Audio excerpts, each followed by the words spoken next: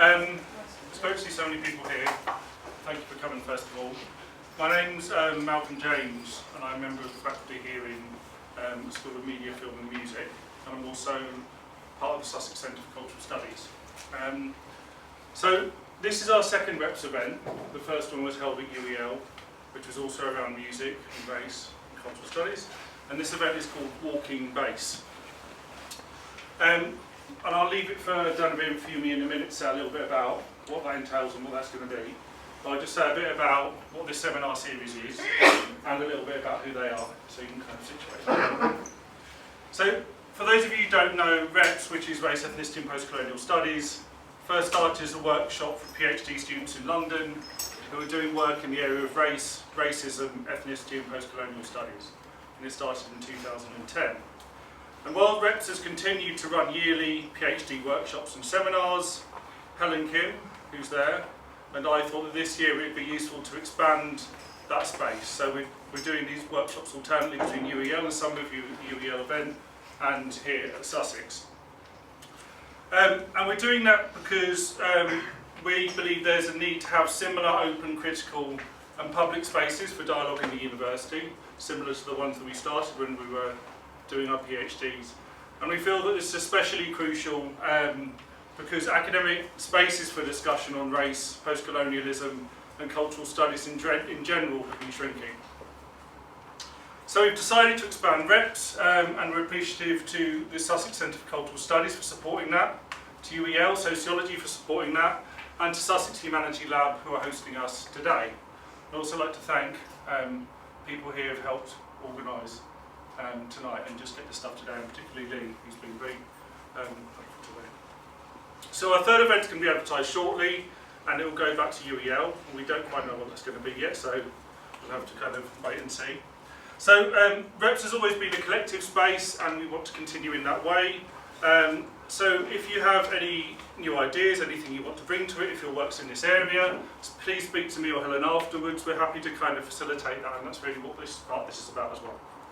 So tonight we have Fumi and Dhanveer Brar here, who are going to be delivering Walking Bass. And I'm going to leave them to explain how they're going to be doing that. I just want to say a little bit about both of them, so you know a little bit about what they are, what they work in, how their work fits together and indeed fits with the themes of this seminar series. So Fumi's research focuses on the Black radical tradition, and she's particularly interested in how expressive work can provide alternative forms of knowledge and models of progressive social organisation. Fumi is currently working on a proposal for a research project, How to Love Black Things, Expressive Work as Black Epistemology, which contributes to the debate concerning nature of the intramural social life of black people. Recently awarded a doctorate from Royal Holloway, she wrote a dissertation on jazz and its contradictory positions, and she's recently completed a manuscript, Think All, Focus One, Jazz, Adorno and the Critical Potential of African American Expressive Form, based on her PhD. As a performer and maker of sound works, she's committed to exploring ways to develop her academic work to be better equipped and more empathetic in its engagement with art and expression. Dhanveer Brar is a theorist of black studies and its intersections with critical theory and cultural studies. The research he undertakes encompasses black diasporic sonic culture from the mid-20th century to the present, the history of the black radical tradition, and the politics of black critical thought. He's recently published in the journal Popular Music and has an article forthcoming in Social Text. Dhanveer is writing a book on black electronic dance music entitled Tech Life, Ghettoville, Forward, the Social Ecology of Blackness in the Early 21st Century. He lectures in the Department of Sociology and Criminology at Kingston University. Okay, so we'd like to welcome you here, and we're really looking forward to it. So, yeah, you can take it. Okay. Cheers, thanks. Is that all? Yes. Thanks everyone at REPS, Malcolm, Helen for inviting us, and thank you everyone for turning out on a Friday night. Just before we start, the equipment here seems to be a bit temperamental. So if it does break down, we do absolutely need everything we're showing, so we will have to do some jiggery pokery. I think it's just because the machine can't handle my shit. So if stuff breaks down, we are going to have to pause, unfortunately. We'll just get straight into it. The following presentation is an edited version of a much longer experiment that we've been conducting over the last 2 months. In many ways, the difficult thing with experiments of this type is that once they're underway, the process of responding to one's co-conspirator becomes such a fixation that the sense of the function of the overall piece, of what it is about, becomes unmoored. There are, though, some signposts we can set out with regards to walking bass that might give you a sense of what is at stake in this presentation. If walking bass is anything, it's an experiment in movement. What we are attempting to do is enter into and speculate on multiple dimensions and parameters of movement. We are thinking movement insofar as the black radical tradition can be understood as a concentrated historical ensemble of political movements. We are also concerned with movement as it animates the soundscape of black diasporic culture. And then there is the incessant movement that appears to be the constitutive force of black diasporic social life. This in effect is the work that our title Walking Bass is doing. As an aesthetic motif, a concrete historical and social phenomenon, and a term of conceptual speculation, Walking Bass allows us not only to think movement through the continuum outlined just now, i.e. black radicalism, black diasporic culture and social life, but to enact it as a method. Our point of entry this evening is the electronic musician actress.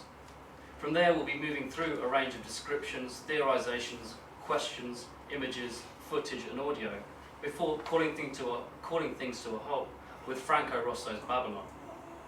This should take approximately an hour, at which point we'll stop and invite you to join us in conversation.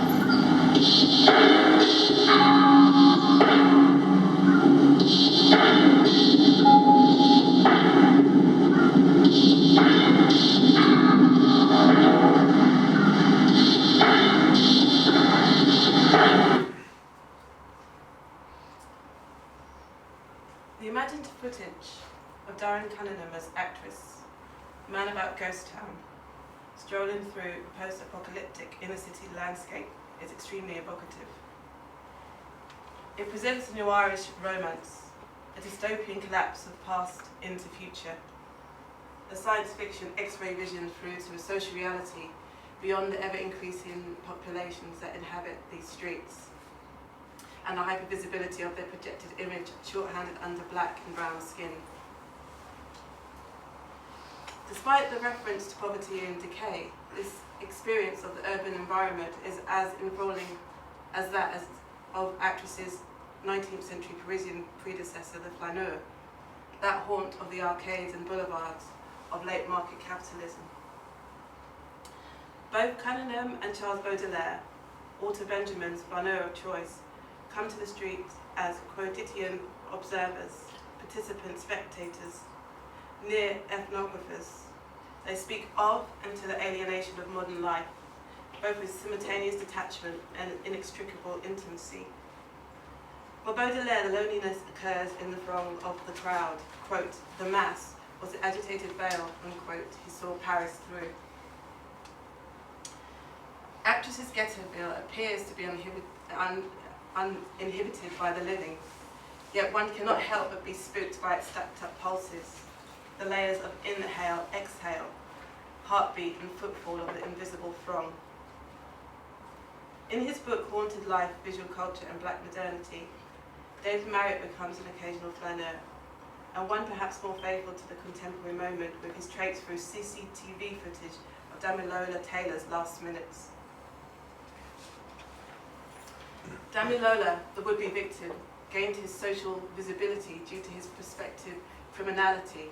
The fact that he, in black skin, was running marked him out. Conversely, the could-be criminal for Marriott, the digital flaneur, is, quote, a boy at play in himself, and perhaps with the image of himself, as he repossesses a civic space until it becomes a space of the imaginary, unquote. This type, a boy at play in himself and his worlds, upsets assumptions of what may be expected of a young black male racing through the purview of urban surveillance. It takes a special sort of vision to see that kind of black everyday living.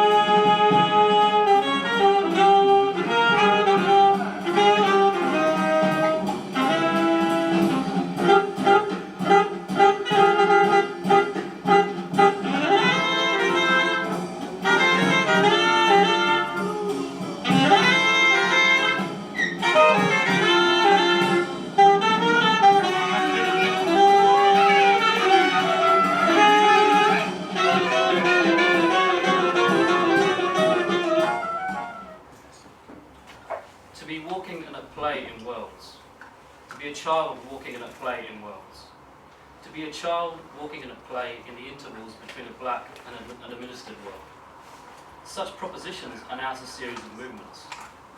One is the movement of walking down the street. Another is the movement that is the real-time generativity of black diasporic experimentalism. A third is the phonomaterial transposition of the previous two into the object of recorded music. To what extent is it possible to track the relations between these modes of movement? Is it improper, or perhaps even foolhardy, to linger in and think through these intervals? Well, if it is or it isn't, it's not as if anyone is going to care, because all we might be conducting here is a failed experiment.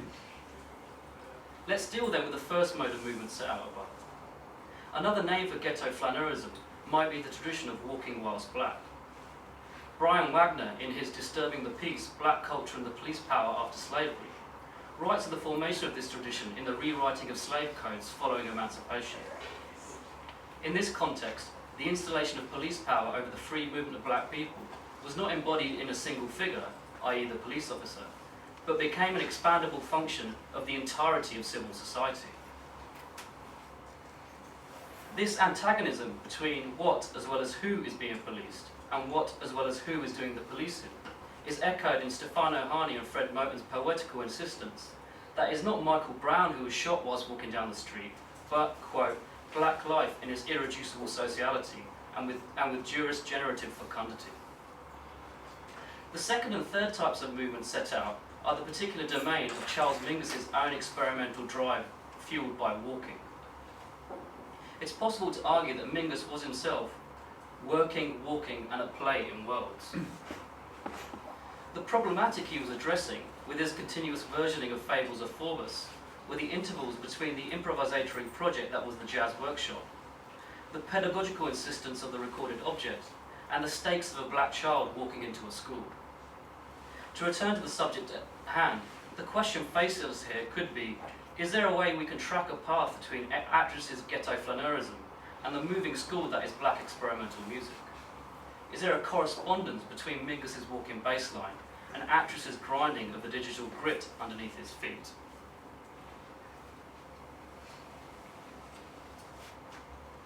The fact is that walking, that seemingly innocuous mode of bipedal locomotion, can be a step too far.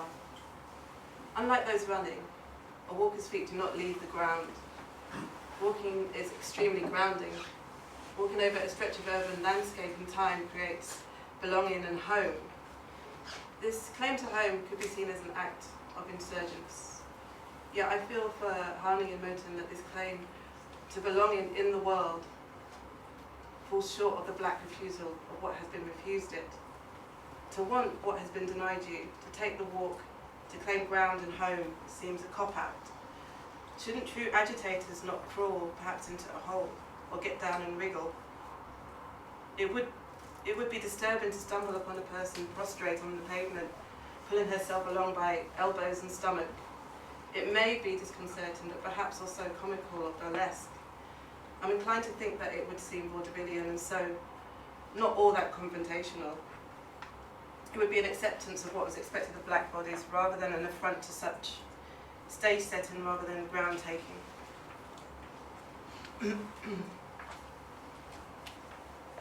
For black bodies, walking seems to be the most available form of civil disobedience.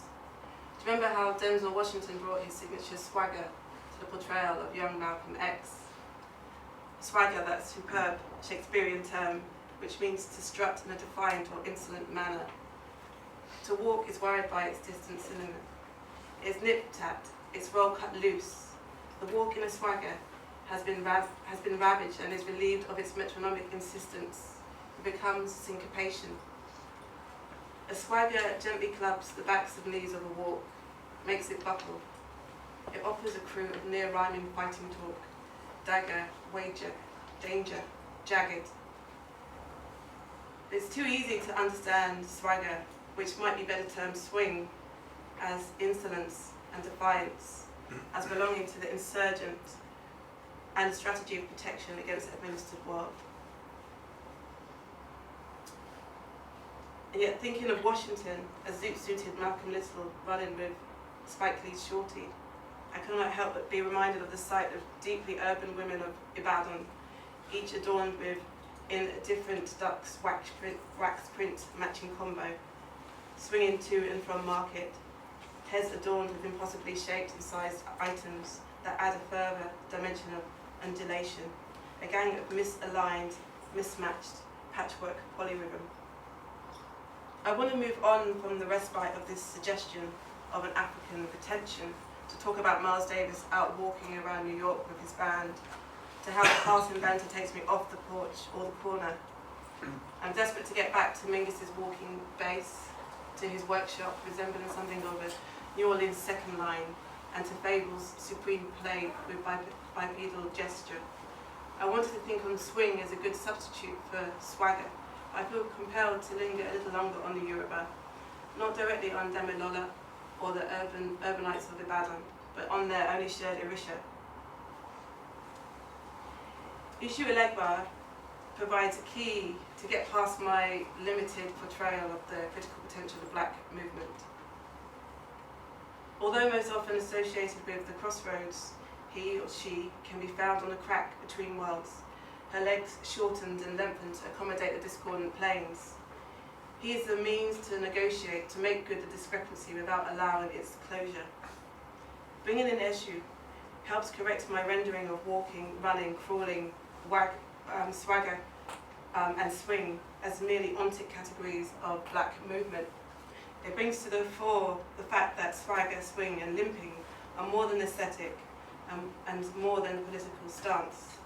They also terms that describe an existential state. They talk of a way of being which bridges different realms. Blackness is, with a dead foot in the world, spooking the hell out of mainstream sociality.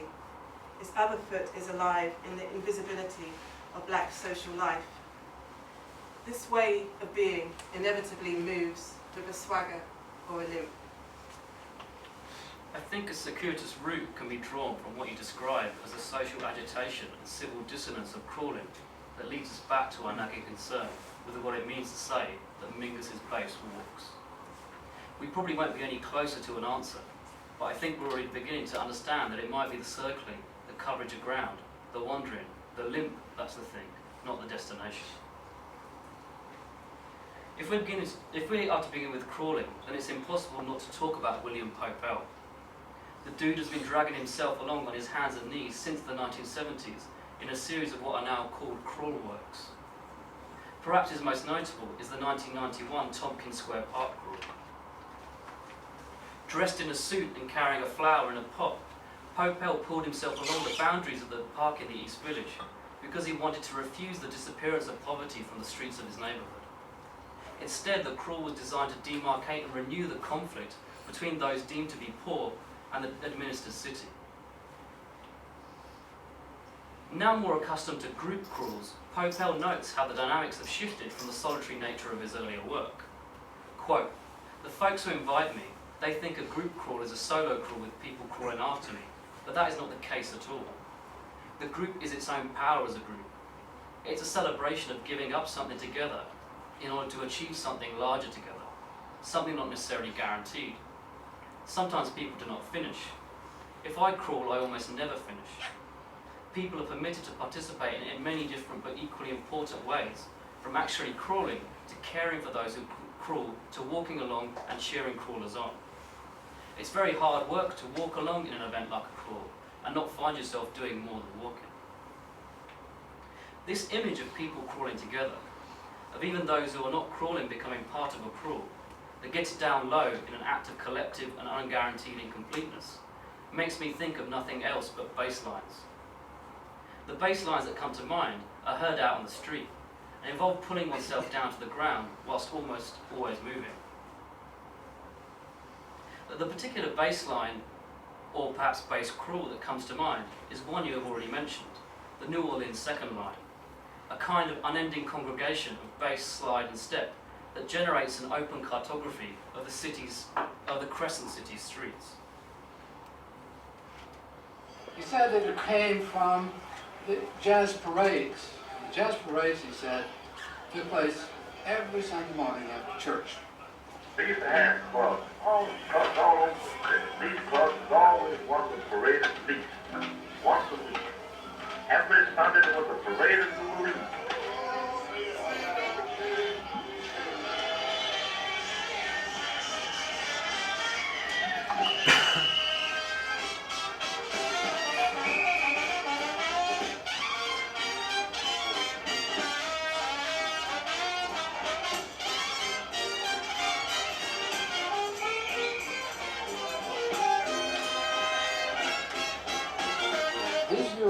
Jazzmen dance with their horns.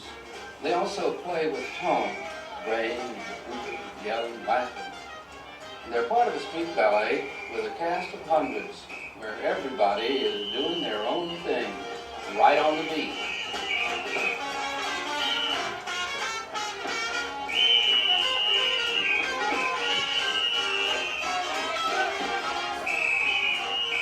This isn't chaos. It's black tradition right out of Africa. This is how West Africans parade, with the band an integral part of the dancing crowd.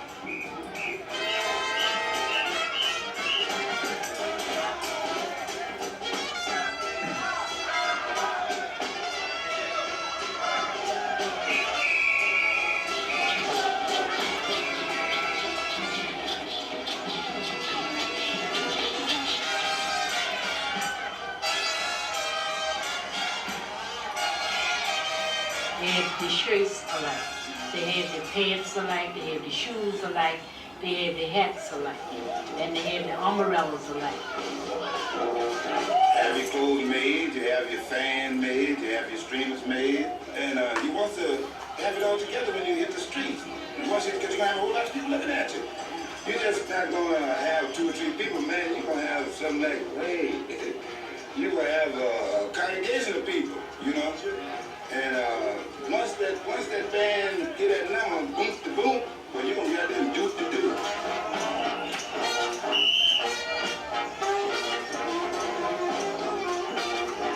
From a distance, the band has a big vocal unity. But close in, you can hear the bandsmen breaking out of the arrangement in hot licks, responding to each other. Also, reacting to the huge crowd of dancers that's now joined the parade, the so-called second line.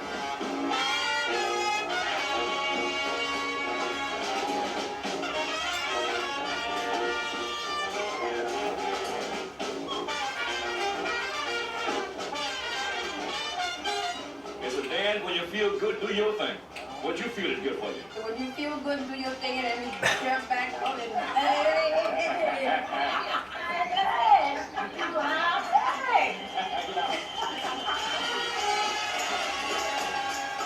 Now, if you want to shake all over like these second liners are doing, your feet have got to touch the ground.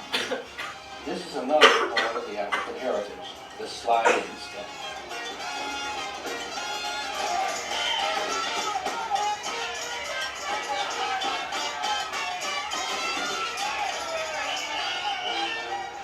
Well, the parade is now.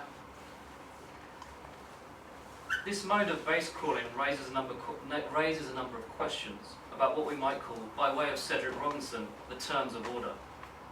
In his analysis of charismatic leadership and the role it has played in constructions of the political in the West, Robinson takes Max Weber to task on his notion that charismatic leaders are de facto, quote, psychopathic. Making direct reference to anarchism, and perhaps obliquely drawing on Afro-diasporic folk religions, Robinson argues that rather than an individual who holds absolute authority over a set of followers, the charismatic leader is in fact their instrument, an expression of, quote, a people's authority over themselves. Traditionally, the second line is thought of as following the bass, as coming after the band which pulls it along the streets of the ninth ward of the Treme. But what if we go with Robinson and disable those terms of order in order to try and get at some of the open secret of their constitutive impurity? What if we thought of the second line not as followers, but as the generative source for what can be heard pumping out of those sousaphones, trombones, and marching drums? There's a passage in the middle of Jackie Baird's solo on Fables of Bulbus that begins with the pianist playing a stuttered quotation from Yankee Doodle, perhaps reminiscent of an early piano lesson.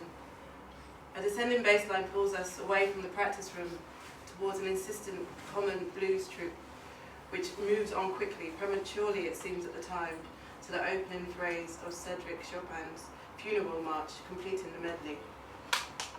The triptych in itself is rich with inference, the sandwiching of the blues between child's play and death, the play of time from the out of time, lost time of nursery rhyme, for a slight pulsating push to the laid-back swing shaping the march. There is much to think through, yet it's the blues part that caught my interest.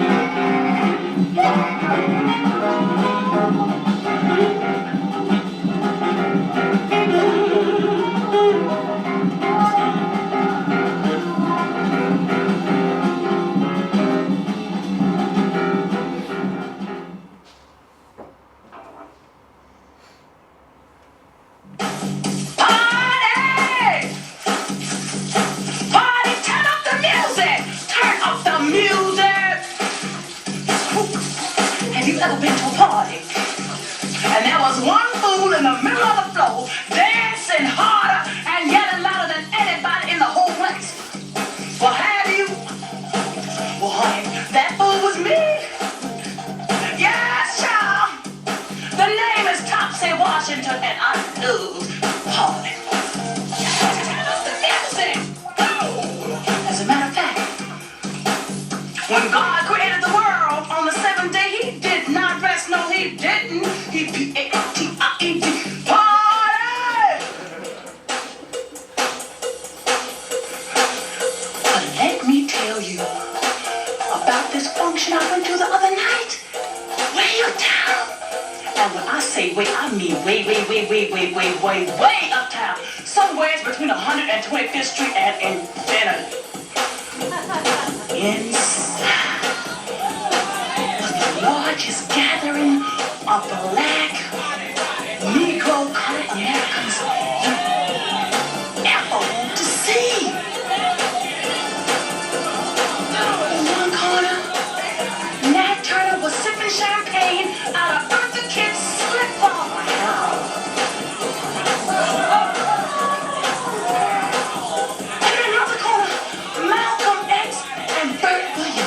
Was discussing existentialism as it relates to the soccer ball change. Angela Davis, they was in the kitchen sharing a plate of greens, just going off about South Africa.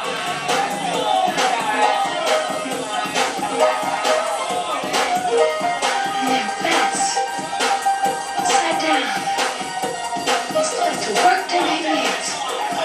And then Stevie joined in, and then Miles, and then Duke, and Jimmy, and Charlie, and Sly, and Hal, and Louie, and Light. And everybody joined in. All the children was just up in there dancing to the rhythm of one beat, dancing to the rhythm of their own definition, celebrating their cultural madness.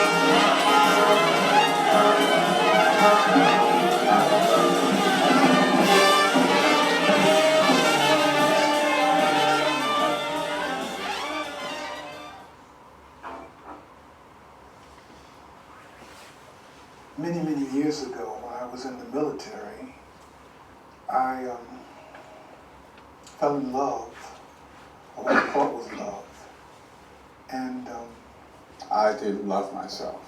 I guess you might say I have always been what's come referred to as out, because I fell in love with a man in the military, I grew up having. Well, I think it started with me being deep abused at 11, first by a woman and then by a man. So Our parents loved each other very much. I was fractured from that. I think their love was annihilating. When I think about Black love, I don't get images of butterflies and hearts floating around. My mother came from, traditional Indian Islamic family, Muslim, and she married this Black African man from Lubbock, from the village, and it feels like that there are so many things going on with Black people that they're not really freaking Lonely. Yes, I am. I'm not alone, but I am lonely. Get images of butterflies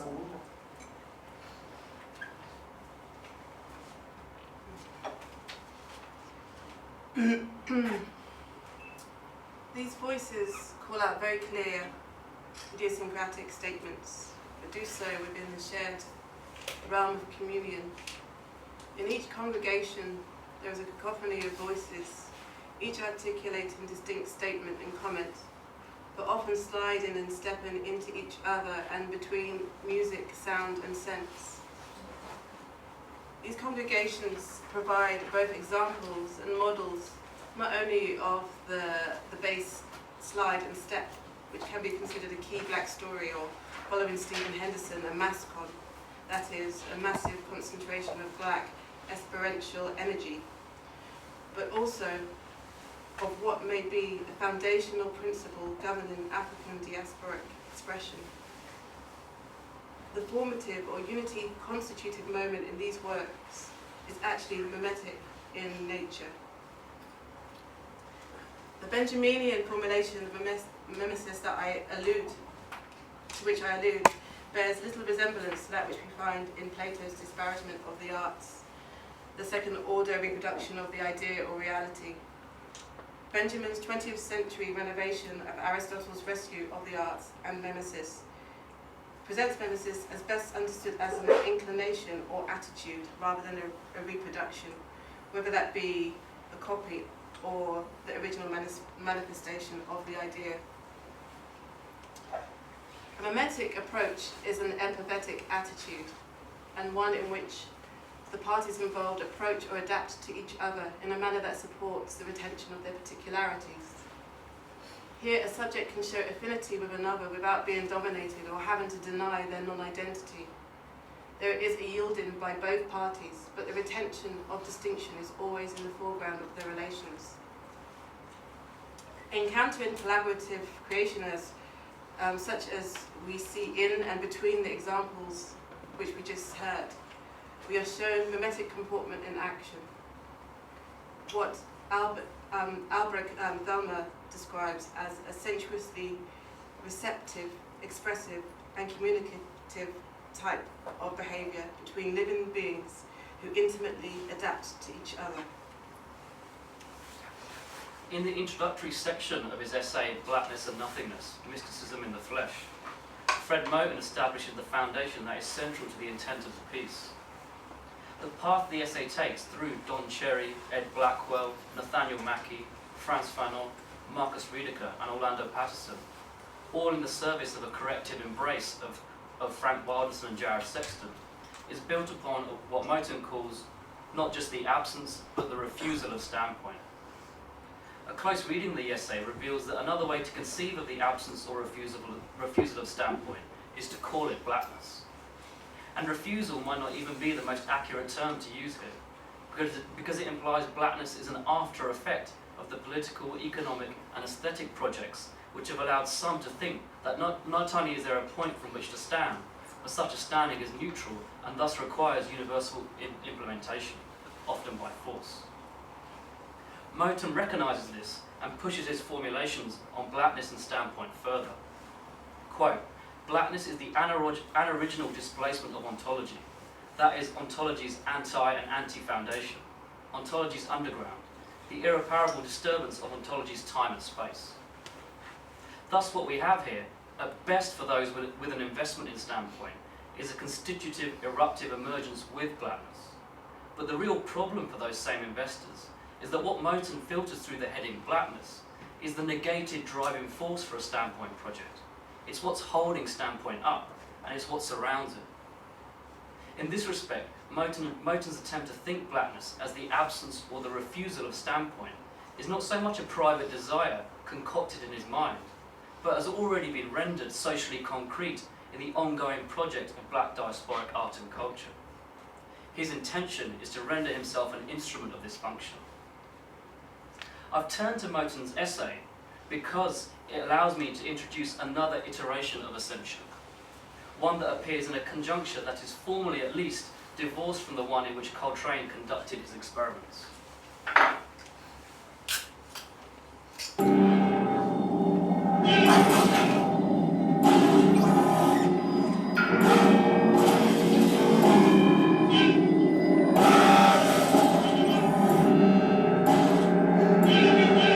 We were here first.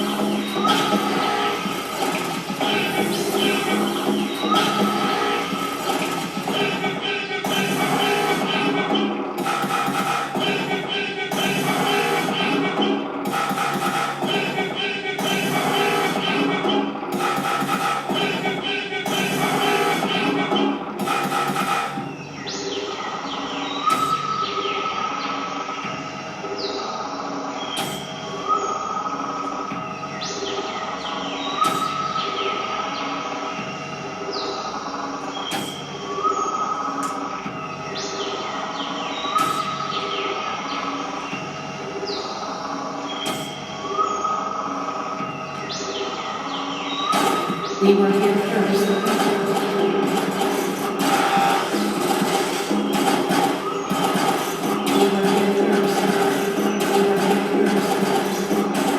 We were here first.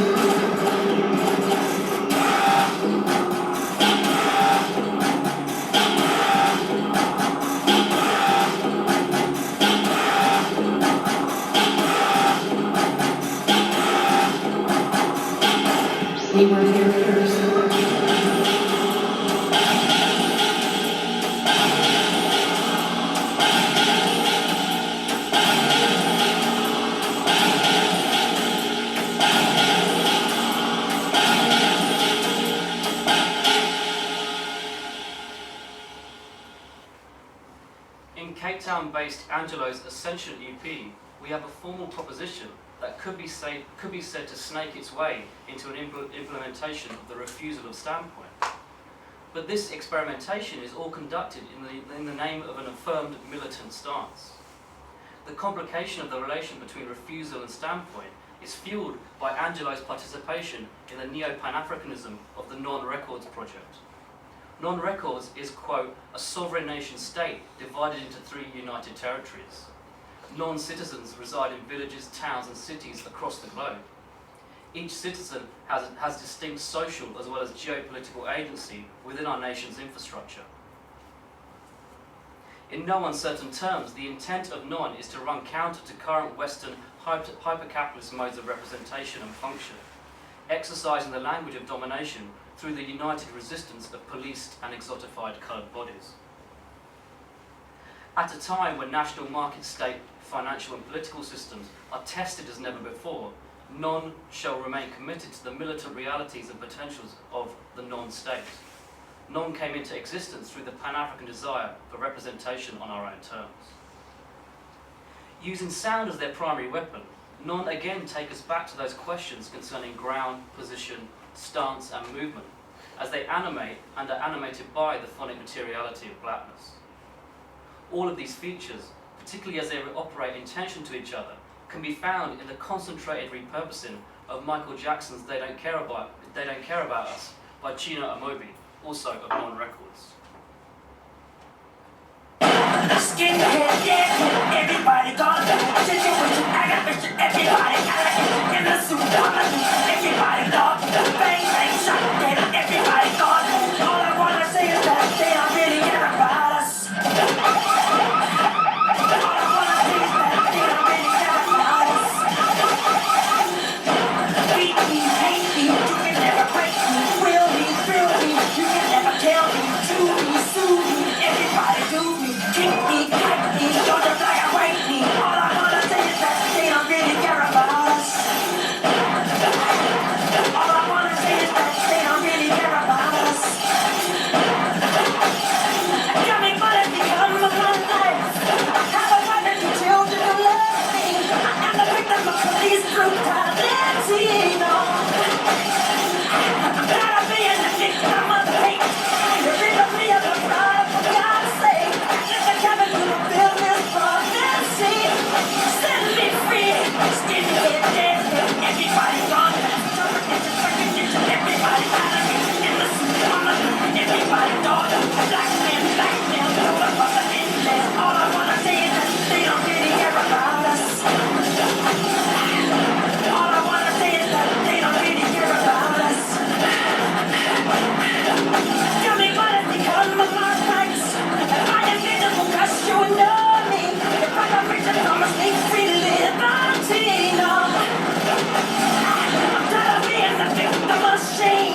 It's throwing me in a class with bad name. I can't believe this is the land from which I came.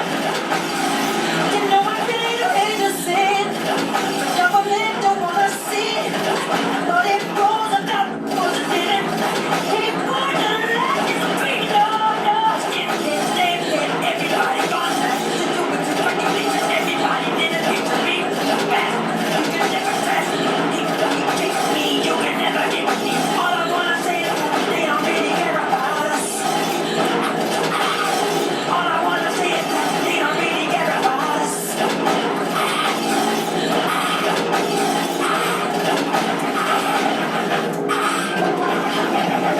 Employees are having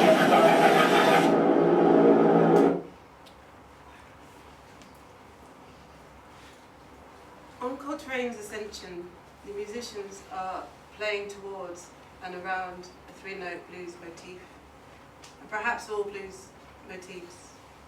They are also playing in Ralph Ellison's blues, what he describes as, quote, an impulse to keep the painful details and episodes of a brutal experience alive in one's aching consciousness, to finger its jagged grain, unquote. The musicians are like heavenly bodies that are constantly in flux, creating new constellations, groupings which form the numerous mascons that populate the subconsciousness of the piece. This involves a mastery of space. Coltrane, referring to his sheets of sound, told an interviewer in 1964 that, quote, the reason I play so many sounds, maybe it sounds angry, is because I'm trying so many things at one time, unquote. This helps us understand something that goes on in Ascension. The three-note motif and the temporal frames, the first 2 minutes and the piece as a whole, define the space which a multitude of reiterations and alternatives inhabit but never settle down in. And there's more. The confluence of the voices and the statements within both temporal frames is a pleating or a concertinaing of time.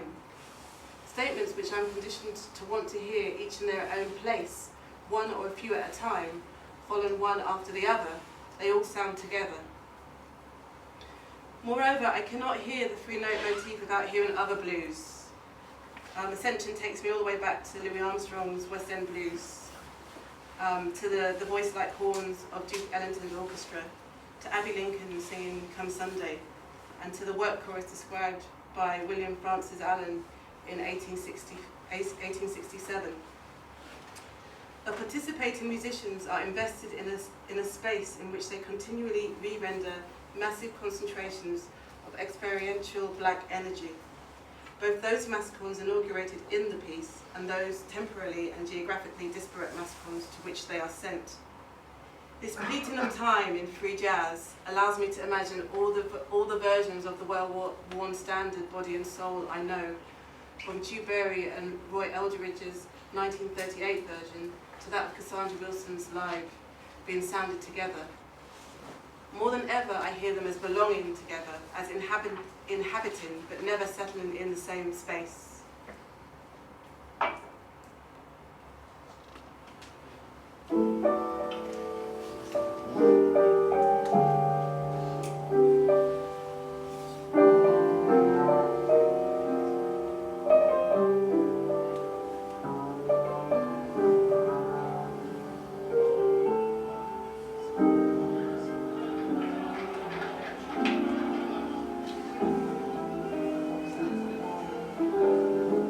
My heart is sad,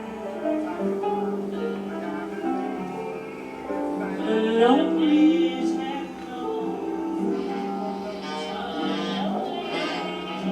for you I serve, for you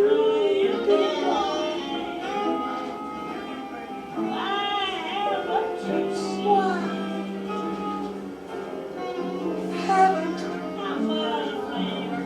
You see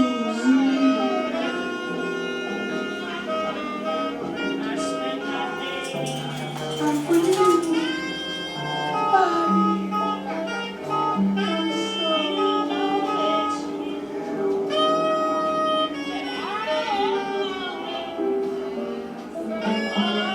I spend my day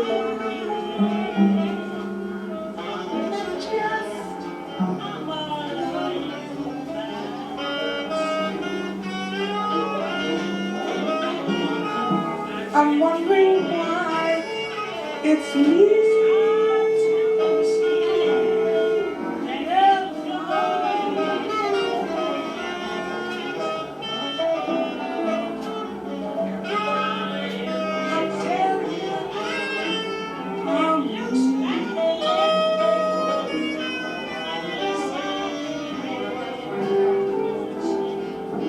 I'm for you, body.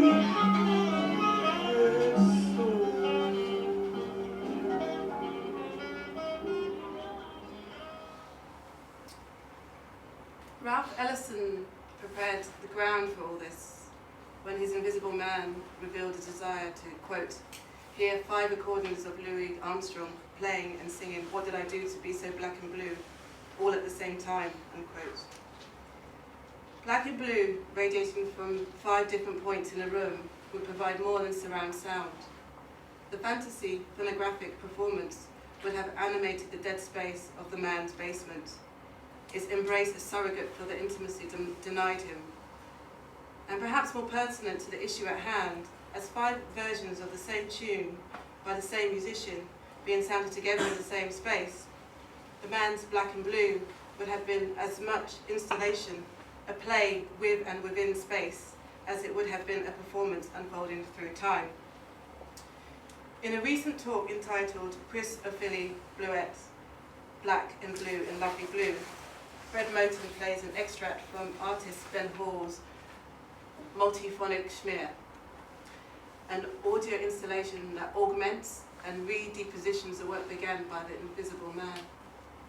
And what is more, Moten travels, or to tap into Moten's own project, is sent and sends us through wormholes to organise and instantiate a quartet of Ophili Fanon Ralph Ellison and Louis Armstrong within a larger plane of black and blue.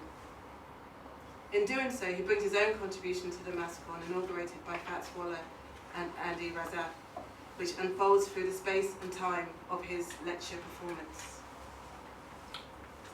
I want to take up with the blues and reverse engineer some of the features that have appeared through the particular iteration of this motif as we presented it thus far. What I mean by this is I don't necessarily want to contemplate the blues only in its Ellisonian form, or even in the version found in Philly's Blue Riders. Instead, we might be able to find another way to further lose ourselves, and perhaps lose you lot, in blue by way of the blues dance.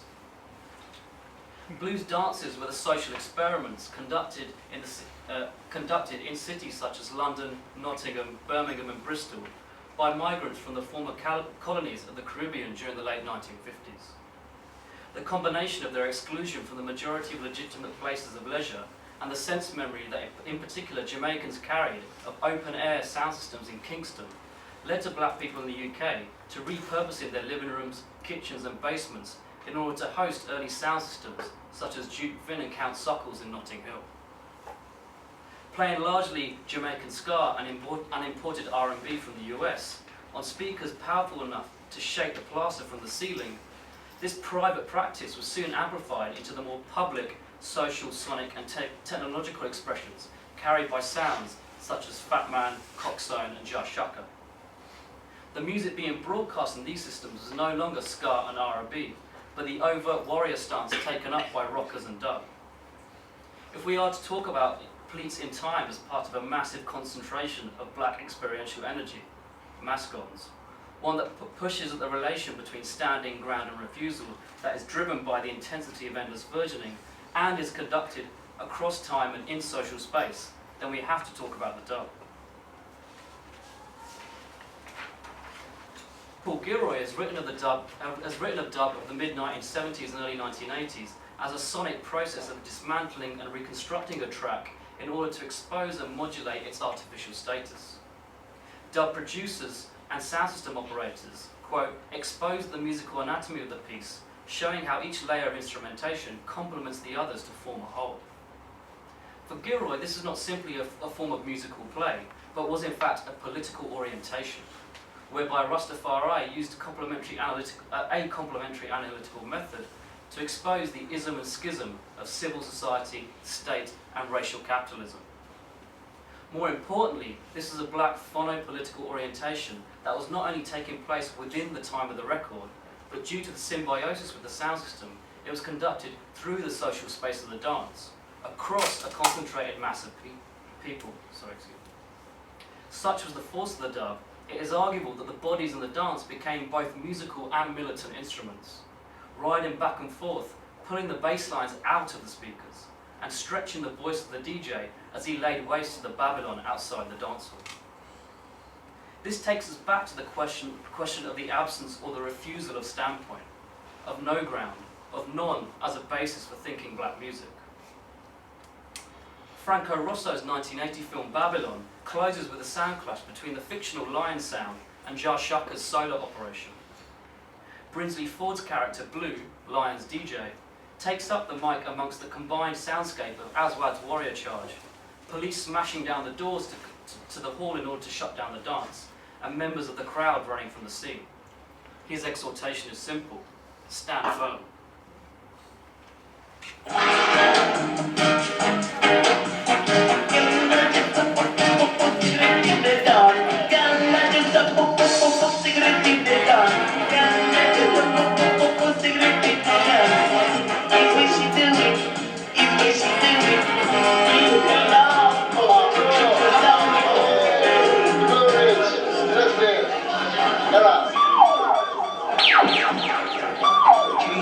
Of His Imperial Majesty Emperor Haile Selassie I of Ethiopia. Jah Rastafari! Lion, lion, lion!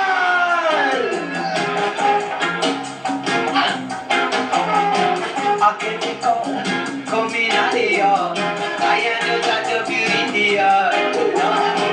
I get it on, I come in here. I am the God of you in the earth. When I want you, I used to go. should do. Teachers are trying to turn us good. Lord, I said they never ever teach I a mighty story. All the things that were so unnecessary. Can't take no more of that. Peace now. Who's in charge here? Who's in charge? Someone with one look at that quick. Yeah, right, no blood catch. You in charge? Look at that, lion. Well, lion, Mr. Lion, Mr. Lion. Stop the music, tell the people about it. No, man. They want to tell the people about it. Alright, if you don't want to.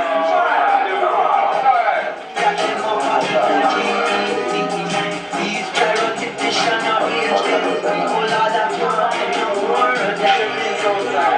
See, everyone put a smile on the word Rasta.